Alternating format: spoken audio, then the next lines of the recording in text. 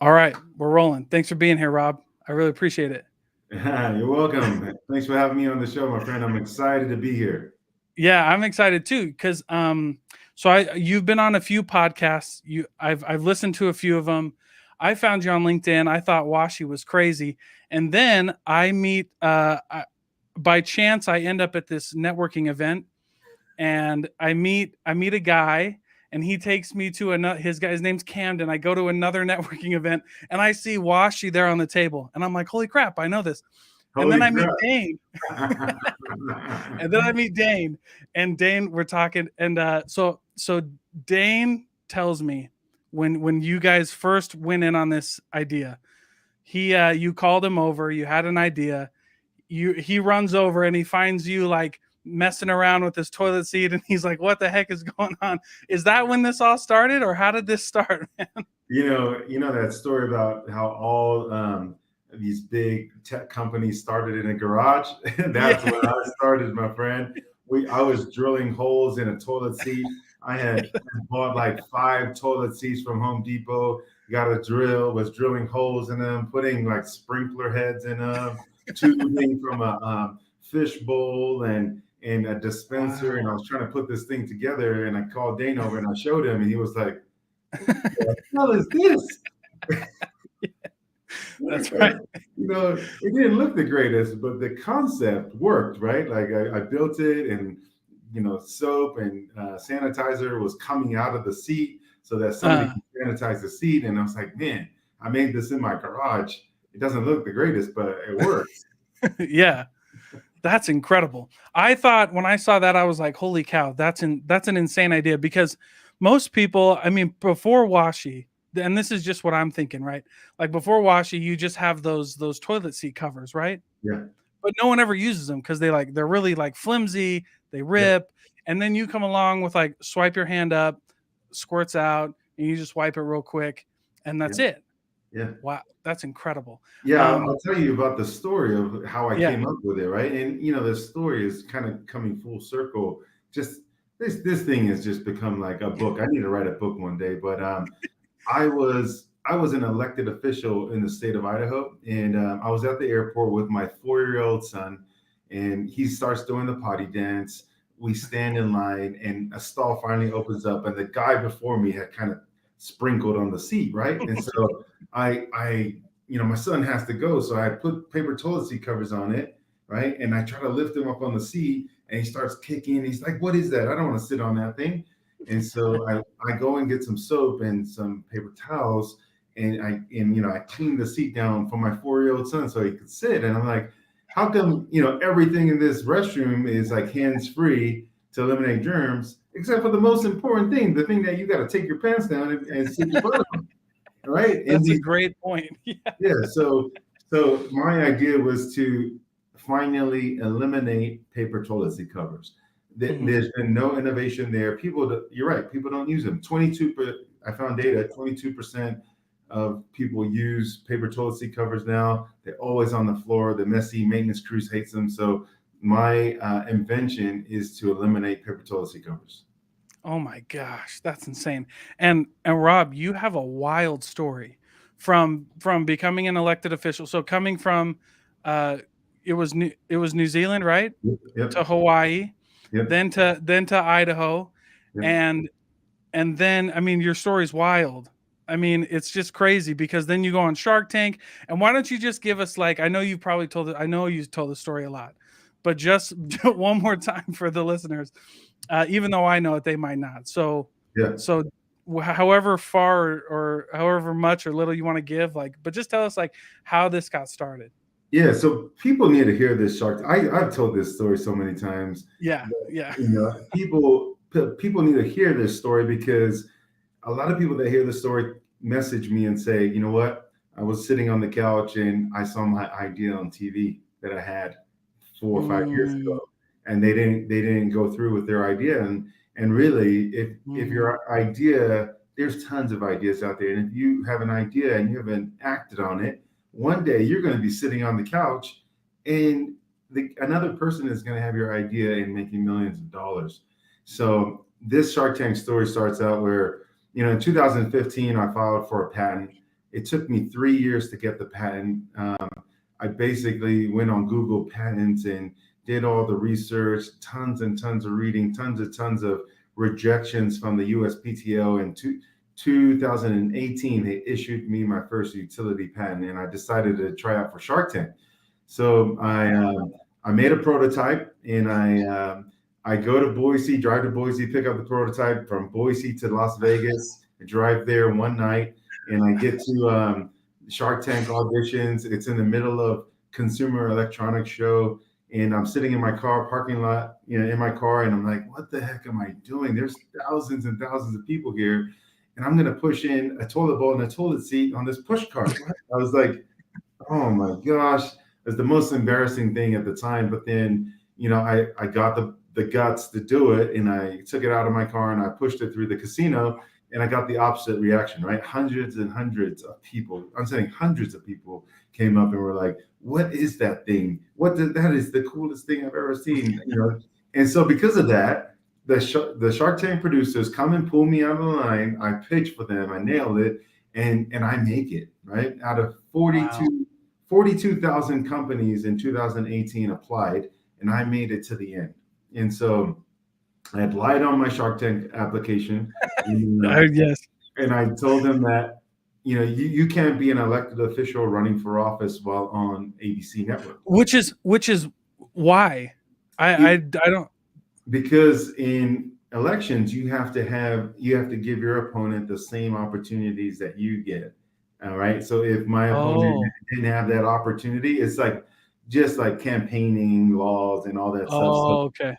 If anybody knows, the first page of the Shark Tank application, it says you cannot be an elected official running for office. And that year I didn't think I was going to make it. So I checked the box. Like, yeah. Oh yeah. Okay. So you weren't like officially elected, but you didn't think you were going to make it. Yeah. I didn't think I was going to make the show. So I lied on the application. Okay. Right. I didn't think I was going to make it that far. So I was like, awesome. And when I got to the casino and I was filling out the application, I was like, oh my gosh, I drove all this way, and now this one thing is going to, not allow me to pitch. So I just checked it anyway. Right. And so I made it to the end, and they're like, okay, Rob, we're going to go over your pitch. We're going to talk about your set, buy your set. We're going to have them toilet stalls, and your set, this is going to be funny and blah, blah, blah. And we're going through it all. And then 2 weeks before I'm supposed to head down, the producers call me and say, Rob, you know what? We found another company that has revenue. They're also a restroom company.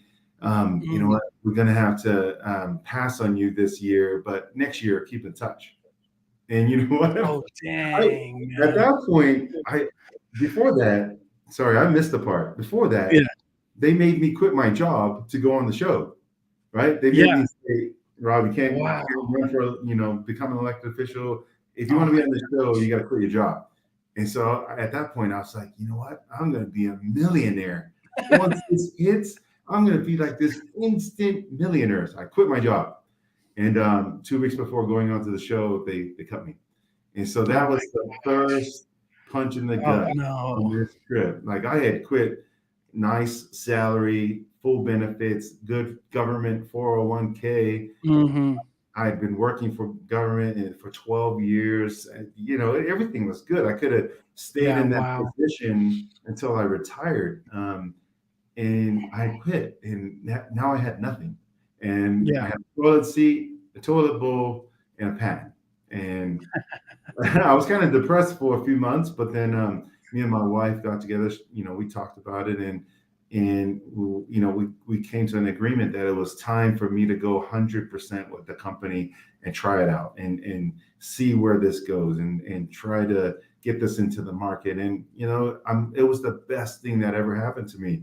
Getting cut from the show at that time, it was like, it was the worst thing ever. But looking back, it was the best thing, because I was able to quit my job and go 100% with the company, which if I never quit my job, Washie would have always been a side hustle. And then I was able to become an entrepreneur, right? I've always wanted to become an entrepreneur, just never had the guts. So I was forced to quit my job and do it. So that's kind of the story of Washie and Shark Tank. Wow. So, but I like what you brought up there, that you always wanted to be an entrepreneur, but you never had the guts. And sometimes it takes that, right? Like life does that to you. It just forces you into a path that you got to take it or leave it, right? Yeah. Or I mean, you don't even really get the option to take it or leave it. It's like, here it is, bro. It is, my back was against the wall. I Yeah. had nothing. I quit my job, and like I had no health benefits and no salary anymore. You know, I And it's was not like a normal job, right? Like where you can just go back, hey, like, can I have my job back? Like yeah, you're an elected official. Like, right, nope. right. And Oh my after I gosh. got cut from the show, I was thinking maybe I'll just go get another job. But then Yeah. we talked about it. I was like, nah, just keep going. Keep going. Uh-huh. And because I kept going, a lot of things happened. Because I was an elected official, it was all over the newspaper. It hit the papers. Elected, and people can research this on Google. Elected official quits his job to go on toilet seat run. So from Washington, the state of Washington to Nevada, California, all these cities were picking up um, this story about me going on Shark Tank and quitting my job as an elected official. And so it hit Utah, right? KSL got it. And the Mhm. CEO of Squatty Potty hit me up, goes to my website.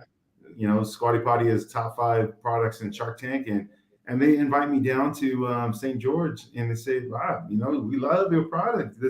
Let's get together and do something together. And at that point, I had so much publicity from being in the newspaper, tons of attraction from Wow. like janitorial distribution companies. I said, you know what, I got something. I'm gonna try this on my own and Mhm. figure it out. And Squatty Potty, if I remember the story correctly, because I've listened to a few of the podcasts you were on, but if I Yeah, remember correctly, Squatty Potty was like, "Hey, we're gonna." Didn't they want like yeah, ownership, like controlling ownership? yeah. They wanted over half of the company. They Oh asked my me, hey, gosh. you can come work for us. Come move down to St. George, work for us. We'll take over the company, which was fine. I was Yeah. in government for 12 years. Yeah. I had no business, running a startup company, but I've learned along the way.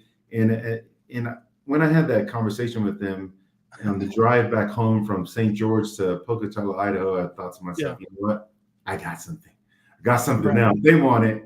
I got something. So that's when I decided just to go, take the leap of faith on my own and try it out.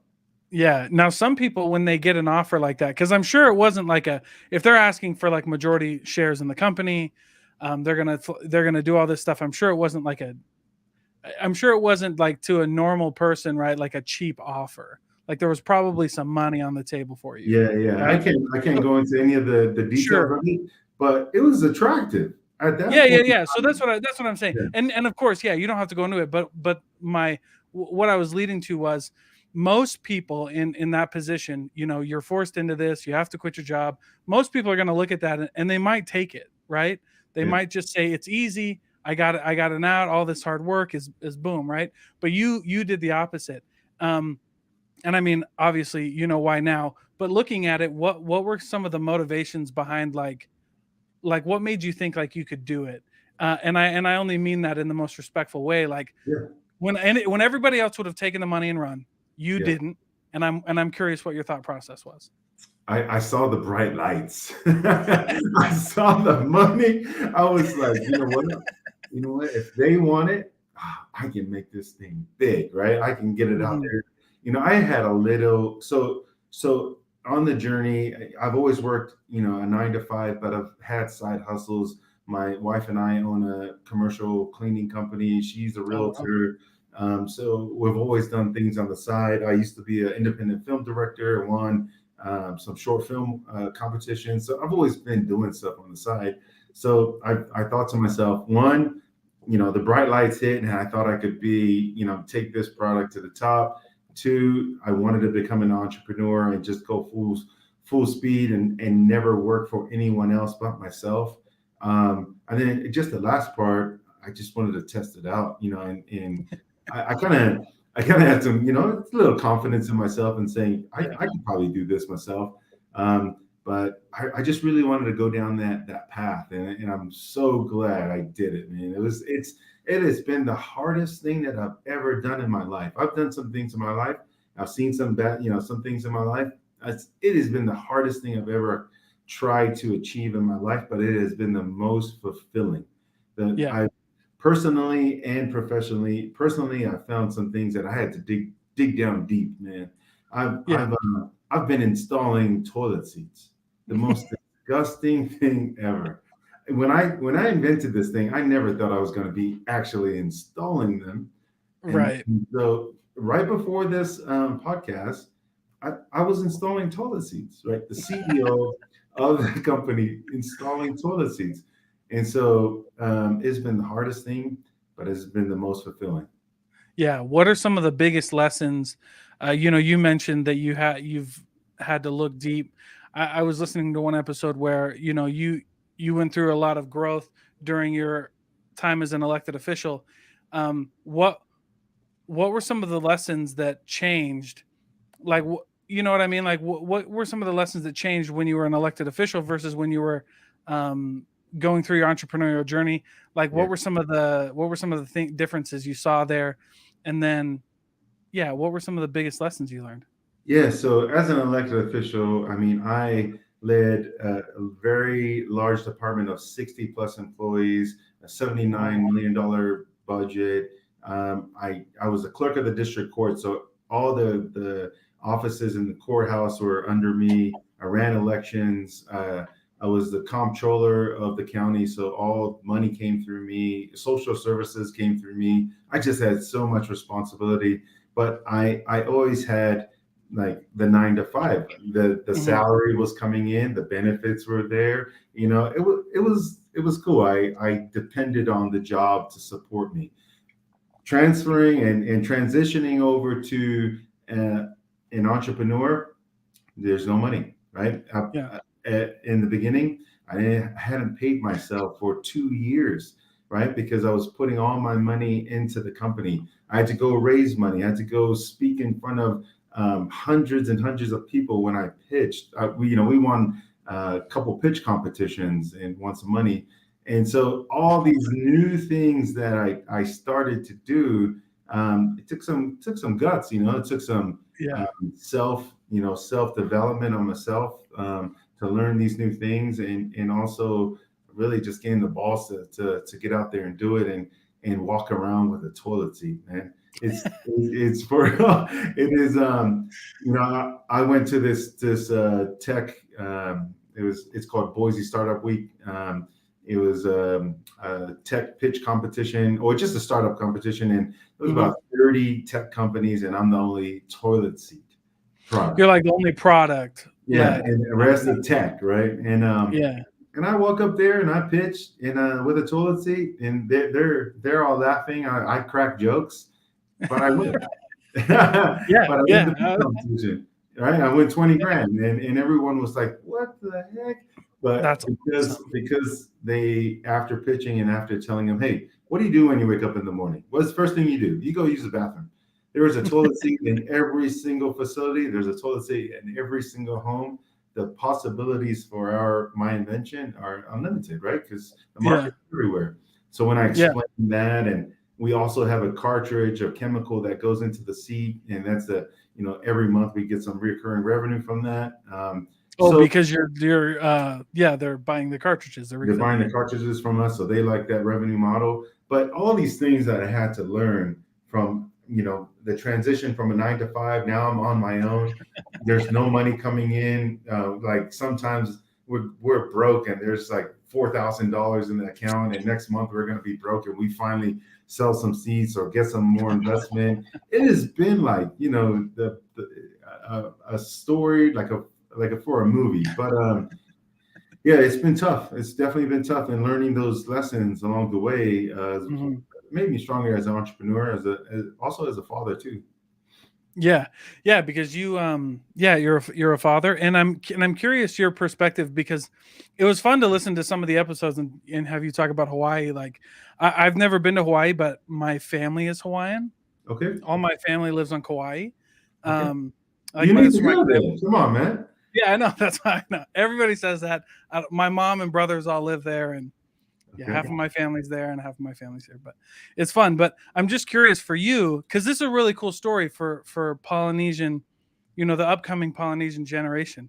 Yeah. Um, I feel like a lot of Polynesians have entrepreneurial tendencies. We have that creative spirit, and for someone to have representation like you in a position as an inventor, as a position as like a successful entrepreneur, because I mean your story's not over, right?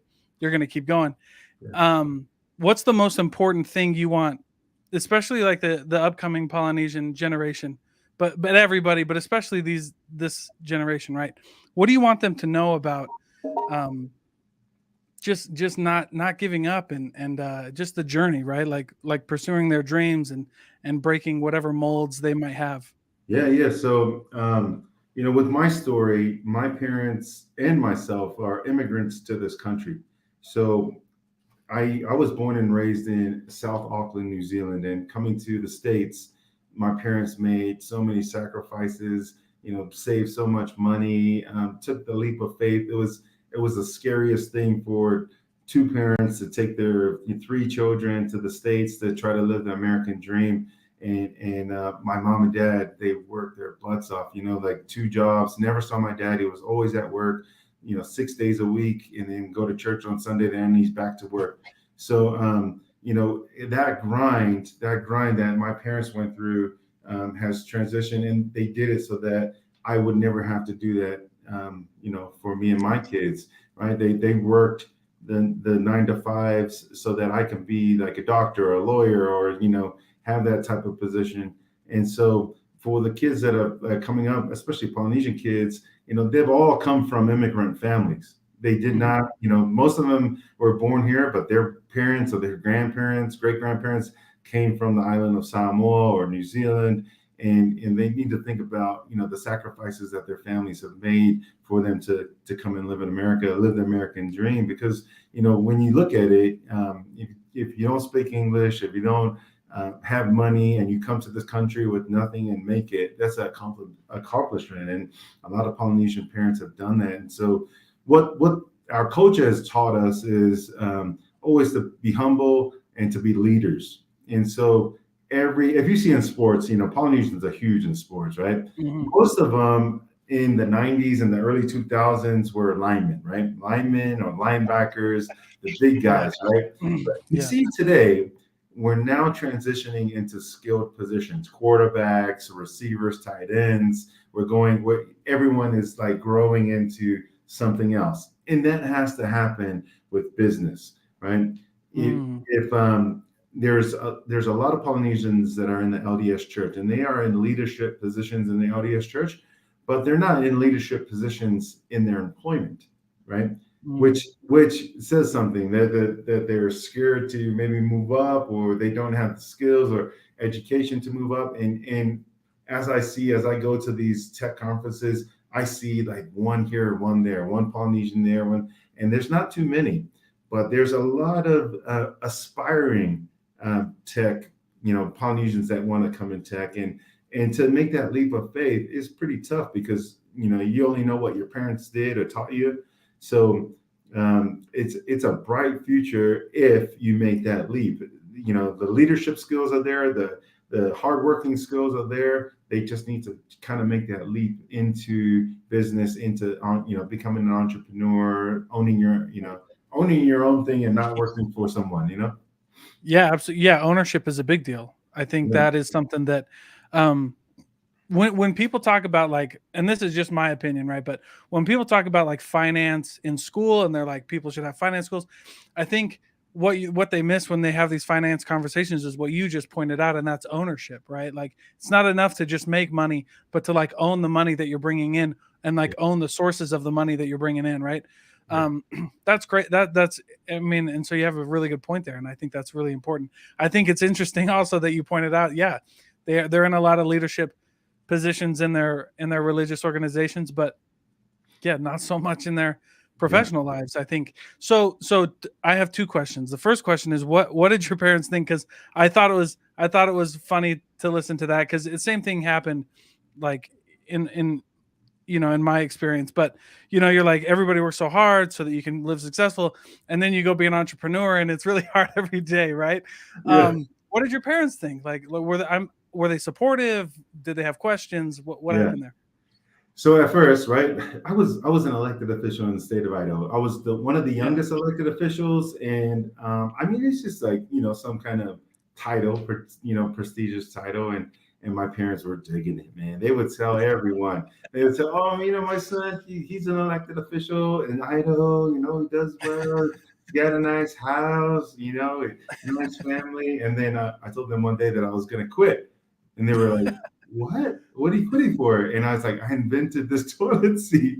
That's awesome. And they just didn't understand at first. They just didn't understand. But until I kind of explained it and sat them down and told them why I'm giving up the job, told them about this invention, they actually invested in the company. They gave me money to help me out with Cool. patents, and they've been so supportive of the journey, and they believe because now they believe in the product. When I actually made a nice looking prototype and I showed them how it worked, they were like, "Oh, I think you do have something there." You know what I mean? So it took a lot of convincing, but when I first told them Yeah. that I was quitting to make toilet seats, they did not like it at all. But so But yeah, supportive. Yeah, so yeah, supportive now. yeah, and it's just like, uh, you have to start there, right? Like, especially like, I don't know, like I grew up in a Polynesian household. Our parents are nosy, man. Yeah, They're right. They want to know what's going all in on, the dude. business. Yep. That's awesome.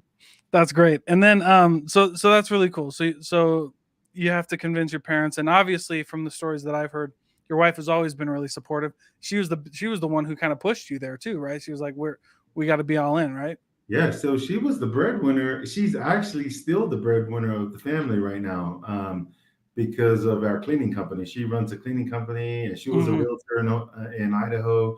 But when we had that discussion, she said, "You know what? We can live off of our cleaning business. The money that brings in. You Hmm. go off, you go off on the journey, and I'll build the business. Our cleaning business, Wow. and make sure that we're okay." So when we had That's that talk, I awesome. mean, if you have a spouse, you can't do something without them coming on board, giving you the green light, because that would ruin the partnership that you guys have. So I definitely had to get not permission, but understanding between the both of us that we were moving in this direction. And she really led the conversation and Hmm. said, "You know what? Go do it. You can do this. And Yeah. don't worry about everything else. I'll take care of the family, the kids. We have 4 kids now. She still takes care of them, runs the business. So I'm pretty lucky to have a supportive partner." Yeah, that's awesome. Um, and yeah, it's so important. I think I like what you said there. It really just comes down to like teamwork, right? Like you and a spouse or a team, and I like what you said there, like not really permission, but like buy-in, right? Like everybody's got to be on the same page, because if we're not on the same lane, if we're not on the same page, like this doesn't work. And Exactly. that's just true. That's more true in relationships like that, but so true in anything else, like with you and your business partner, right? You Yep. guys all got to be on the same page. It doesn't make any sense, permission or no permission. Like if you Yeah. guys aren't on the same page, it's not going to work. Yeah, and we definitely have to regroup at sometimes. Like Yeah, yeah, yeah, yeah. throughout the years, we've had to come back and say, "Look, this is getting tougher, right?" And remember what we talked about in the beginning. This is what I'm going to do to help the family and run the business. This is what you're going to do, and kind Yeah. of get back on the same page, like you said. But it's been tough. But we've made it. We've made it now 3 years. So So what do you think keeps you so positive? And I'm not saying like toxic positivity, right? Because I do think you can go a little crazy with that, but it seems like you're in good spirits, and it seems like you just keep up and up. Like what do you focus on that helps you stay in the right mindset to keep this train moving forward? yeah, I was lucky enough to have a mom that was the center of attention, right? So my mom, man, she has the best personality. She is so welcoming, so like she wants to take care of everyone. When we have parties, she's always center of attention, and I learned that from her. So you know, Mhm. I took that personality trait from her. And it's always like that with Polynesians. It's always like Mhm. that. always like welcoming. We're always like, happy people, right? And there's always hard times, and sometimes we cover up, everything with a smile, the hard times. But what else is there to do, right? What else is there to do? I've been in a slump, and having the best attitude has gotten me out of that. So, uh, Mhm. when I get down, and there's some hard times where I feel like, I'm in the restroom installing seats, and I want to freaking cry because nothing's going right. And perspective is everything. The way you Mhm. look at it is everything. Perspective, and the experiences that I've had on this journey. Um, some people would have quit, but perspective is everything. Yeah, that's so true. Like just keeping it all in the same mindset, right? Like that same vision, Yeah. and knowing like every day you get closer. Yes. I'll tell you a Because story. I'll tell you a story all that right, got me out one time. So in my hometown, I get a call, and we had installed seats in like, event centers, airport, a country club, and one of the facilities calls and says, "Hey, all of the seats in here are broken." And I go, "How are they broken? Like, what happened?" And they're like, "You better come take a look at this." So I go there, and somebody had kicked all of the seats, right? And they had kicked them off whoa, the hinges and destroyed the seats. And that was a pretty painful moment for me, because my invention that I worked so hard on, the money that I put into this, was someone to go. And it was when I think the kids were doing the TikTok thing when they were destroying bathrooms or something like that. I don't know. holy crap! Oh my But goodness! they kicked the seats, and just destroyed like 10 seats. And Oh my gosh! I had to go in there, take them out, and it was one of the hardest points in the company, because now I had somebody destroying something that I worked hard on.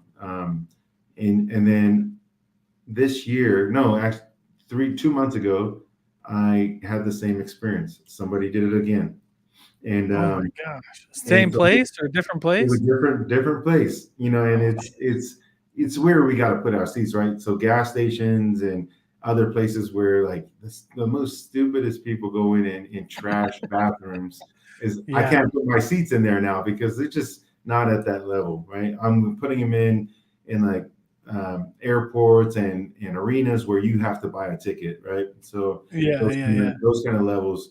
But it happened again, and when I went in there, I laughed. I just laughed. I just kept laughing. I was like, you know what? This is just funny now. This is just funny that this is happening. And Yeah. because I had that attitude of laughing, and while I was taking out the seats and sweating, I was just laughing my butt off, because that's the only perspective that you can take from that. You're like, Yeah. this is happening again. Like, what else am I gonna do? Like, you can't stop this.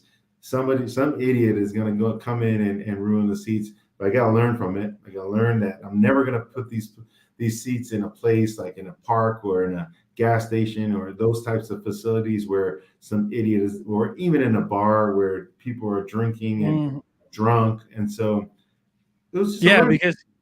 because you can't. That's crazy. Why would you break a toilet? I don't know. It Great. just doesn't make any sense. So it doesn't Like, but it had no I'm made no curious. sense to me. Yeah, I'm curious though. Does that happen with like? Did they target your seats? Was it like, oh, this is a nice seat, like, or does Yeah. that happen to like toilet seats in general? Like people just break. Do they I replace toilet seats all the time? Yeah, I have no clue if they were targeting me or the company, or it was one of the haters that were like, "Oh, it just didn't like me," or whatever, or if it was just a random incident, because Yeah. it happened in Idaho and it happened in Utah, right? Two Oh different wow. states. So I can't control all that stuff. The only thing that I Sure. control is my attitude, right? Is the Yeah. perspective that I took on that. Perspective that I took the second time was, okay. I learned learning lessons. I can't put them in these kinds of places. Yeah. It is really hard to break the seat off. You have to freaking take a running start and I kick was that. gonna say. It is so hard to destroy. So they took some. One of the bowls was destroyed too. So they had closed off the area. If you try to Oh, flush the toilet bowl, the water started coming out. whew. So they just damaged the everything. And people at you got to think people who are doing that kind of thing, there's something that's going on with them, and I really feel Yeah. sorry for them. If they're going to be doing that to public places, like you need some Yeah, help that's crazy. to find what's going wrong with yourself. So it's perspective, man. Everything is perspective. So I Yeah. just laughed and took them out, and you know what? Learn my lesson, and we're moving on. Yeah, yeah, move on. I like that. I like you really have to take that philosophy in business, of, yeah, just things happen and you got to keep going and it is Yeah. what it is kind of thing, right? So when did you mentioned earlier in our conversation that you've always wanted to be an entrepreneur, but when did you know that you had an interest in that, and when did it kind of click for you that being an entrepreneur was something that you could do even if you were forced into it?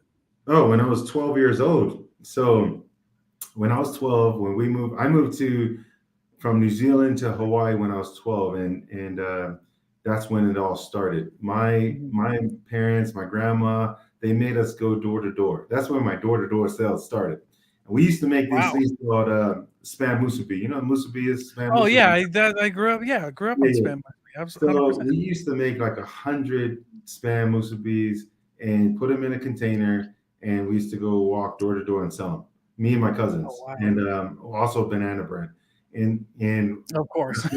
that's where, and that's where the door to door sales came in, and I knew once I saw the money, once I saw how much I worked hard, I got money, and I was able to contribute to my family. That's when I started becoming an entrepreneur, and ever since then, I've always had some kind of side hustle, like throwing Mhm. concerts, doing like commercials, and all kinds of like ideas. I also Mhm. kept ideas on my phone and wrote down lists and lists and lists of ideas when I had an idea. So, and that's when I came up with the toilet seat idea. So, yep, yep, It's yeah. my book, man. So I've always had it. I started when I was 12, um, and it was the grind of trying to help and put in What? with what my family was going through. Yeah, but what a great way to start your entrepreneurial journey. Who can say no to spam musubi? That's That's right. yes. My wife even likes musubis, and she's from Idaho. So Yeah, I was gonna say, I when I grew up, my mom used to like I wrestled, yeah, and it was mostly during wrestling season though, because we would go and we'd do the long tournaments or whatever, yeah, and my mom would pack a whole case of them, like 10 of them or whatever, and yeah. we just eat them during, and I would eat them, and then my friends would be like, "What's that?" I'd be like, "Oh, it's spam musubi or whatever." And yeah, all of them were gone. My mom had to start making me like buckets, and then yeah, I would do the same thing. I'd be like, "All Right. right, whatever," like selling Yeah. spam musubi Yeah, at people wrestling tournaments, man. when they hear about spam, they knock on it, but when they taste it, they're like, "Oh, yeah, this does taste good. This tastes good." That's right. That's right. They're like, what's the Polynesian breakfast? It's eggs, spam, and rice." That's right. Right. That's right. Breakfast of That's Kings, right there. that's right, dude. I love it. If you want to get big like a Polynesian, like a Samoan or a Tongan, you better be eating you some spam, rice, and eggs in the morning. I love that, man. That's my favorite. That's my stuff. That's really cool. So now, but talk to me about your patent. Now, that's a pretty big deal because, and I don't, obviously it took you a long time to get it. Um, and I mean, because they're just like patents aren't easy to get. Like those aren't easy to do. They're And you not. get the letter that says you are an inventor, Yeah. like and so tell us about the story of getting the patent. Like how did that come about? What made you, did you know that if you were going to invent this you'd need a patent, or was it just something Yeah. like Yeah. did someone tell you that or what? Yeah, so never in my wildest dreams did I ever think I was going to be an inventor, an Yeah. official inventor. People are like, throw that term around, but unless you get a patent issued to you from the United States Patent and Trademark Office, you are not an official inventor, right? Heck yeah, that's Um, right.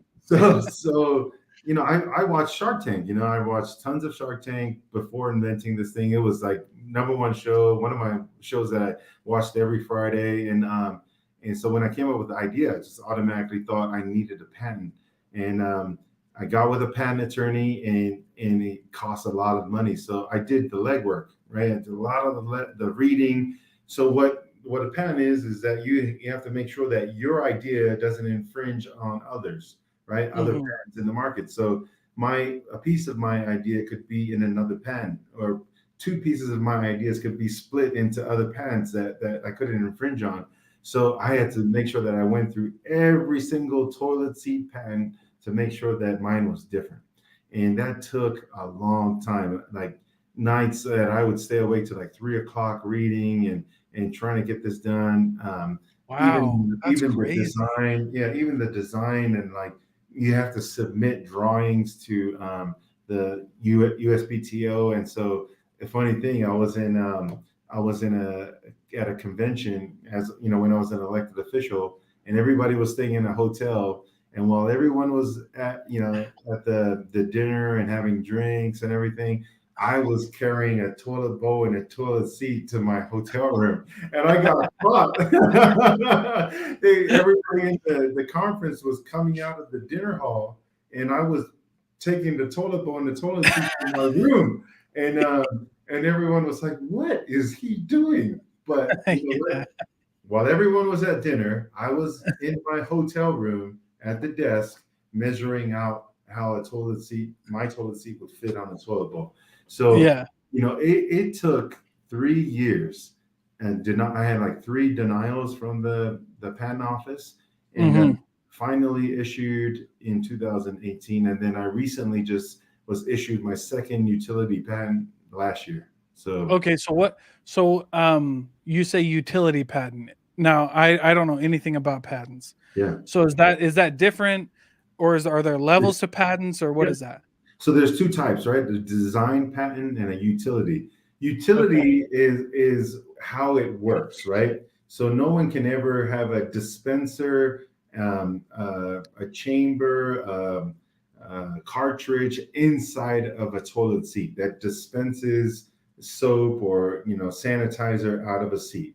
So it's how it Mm, works. It's not how it looks. Then you can have a design patent on how this looks, like how this mouse looks. I can yeah. draw this mouse and say, no one can ever copy that design. That is my Okay. design.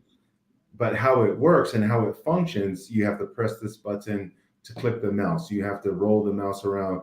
That's a utility patent. So I have Okay. utility patents in which they're the best kind of patent you can get. Right. Right. That's insane. So do you have to keep renewing the patent, Yeah, so the or patent for you? lasts 20 years.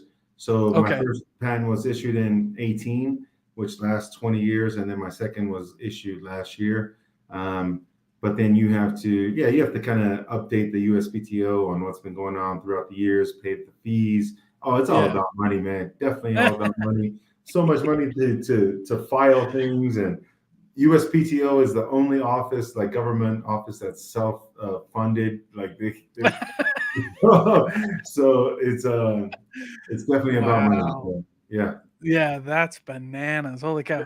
Well, that's amazing. Holy cow. Yeah, That's one really one cool. thing that I didn't think of when I received my first patent, I was like, are there any other Polynesian inventors? I don't know if I've ever even heard Yeah. of one. Yeah. Right? Like I kind of Googled, there was nothing on Google, but I was like, maybe I'm the first, right? Maybe I'm the first. I'm probably not the first, but I was like, maybe I'm the first. So even just getting that first patent, it was just like, Oh man. man, just I bet. something that I was so proud of. Yeah. Yeah, I think man, we should do more research on that because that'd be cool. Yeah. You I, might I be. think I definitely think that Polynesians, as voyagers, and they were the kings and queens of the ocean. They sailed, and I Mhm. definitely think that they invented things way back when. But Oh yeah. Oh they yeah. never, right, and people copied them. So we come from that. We come from Yeah. innovators. We come from leaders and entrepreneurs. They did their own thing. They sold their own things, Yeah. and Yeah. so we come from that. It's in our blood. Yeah. Yeah. Absolutely. And I think there's something really beautiful about that we just, you know, yeah, that a lot of people just haven't tapped into yet. But when you tap into it, it's powerful. Like it Yeah. really is. Like there's something sacred about getting that little itch and making that work and doing really cool things with it. I think that's cool, man. Yeah. Absolutely. Well, so Here, I won't take your whole night, but I really appreciate you coming on. I really appreciate our conversation. Like, you're amazing. You're No, man. incredible. No, I appreciate That's you having me on incredible. the show, for real. Yeah, absolutely. So before we leave, obviously, give you a chance. Where can everybody go find you? I know you're big on LinkedIn, but where else can they find you or get a hold of Washie? By the way, do you sell washies just like to anybody, or is it only commercial right now? Yeah, so Washie is made for public restrooms, high Okay. traffic public restrooms, casinos, airports, hotels, arenas, event centers, just where like Mhm. tons of people are. And so we're B2B, we're commercial. We are coming out with a residential seat in the future, just not right now. But Sure, sure.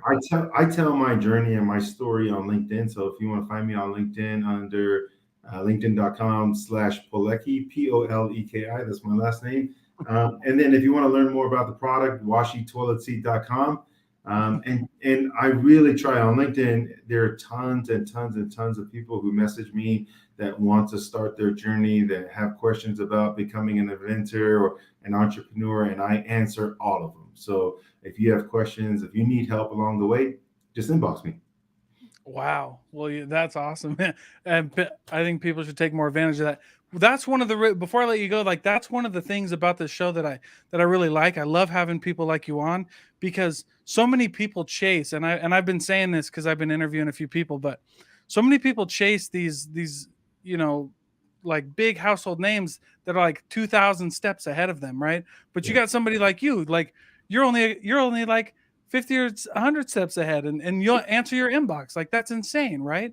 Like people Yeah. just they don't think about that. That's kind of why that's one of the names for the podcast, right? But like just like Rob will answer your questions. Yeah, and there's a lot of people, successful people in Utah and Idaho that I've reached out to that actually respond. Yeah. People want to help. People have a genuine uh, attitude and feeling of helping others, especially entrepreneurs. So if you are genuine about what you want and reach out to people that have been successful, I think people will respond. So and I'm one Good. of them. Yeah. Well, you're awesome, man. I really appreciate you coming on. Thank you so much. Now, thanks for having me. I appreciate it.